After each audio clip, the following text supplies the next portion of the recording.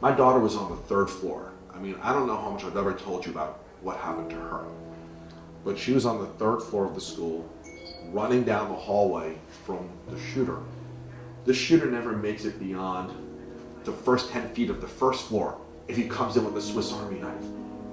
To me, the way to redirect this conversation off of this Second Amendment plank that it has been on for too many years is to move it to a healthcare conversation. Well, you know, it's interesting.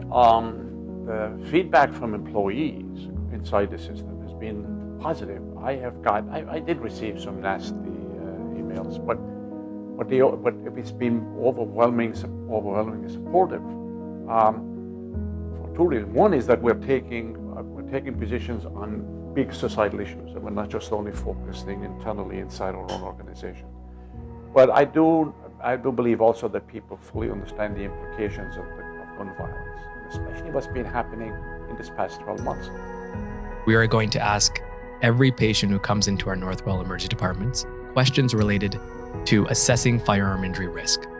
So that will allow us to identify if a patient or family is at risk of firearm injury and then intervene with things that we know work, such as having a doctor talk to patients or families about gun safety, providing gun locks, providing community resources like violence interrupters.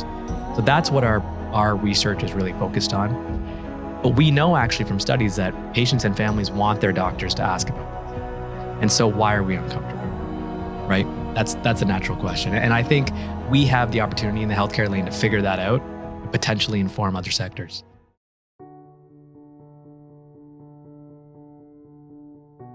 As part of Northwell Health's Center for Gun Violence Prevention, we work hand in hand with the community and especially schools to be able to educate folks on firearm injury prevention.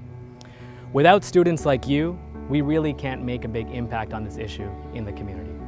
So I want to thank all of you for all the hard work you've done in putting together a research project around gun violence prevention and winning the Medical Marvels competition.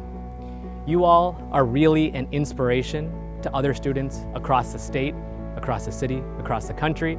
You are going to serve as motivation for those students to be student ambassadors, to take us forward and help us figure out solutions when it comes to gun violence prevention. You know, I have a twin sister, and I feel like if anything were to happen having to do with like firearms in like a school, and if she's out, it's like scary. And I want to make sure that she's safe, that my friends are safe. And this is so important to me because like Jessica was saying, I do have friends and family that I want to be safe out there in the world, and just even people that I don't know, every life is so important and so many lives are lost to this issue, so that's why this is so near to my heart. So after doing research and finding out how much our country has experienced gun issues and gun deaths, I really find it important to protect all of us as citizens, as Americans.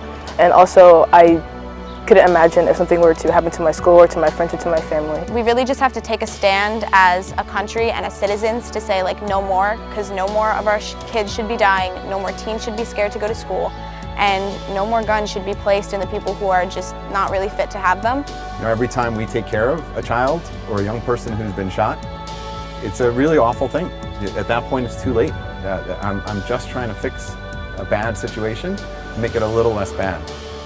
So what you're doing as ambassadors and going out and trying to make a difference, that's really what it's all about.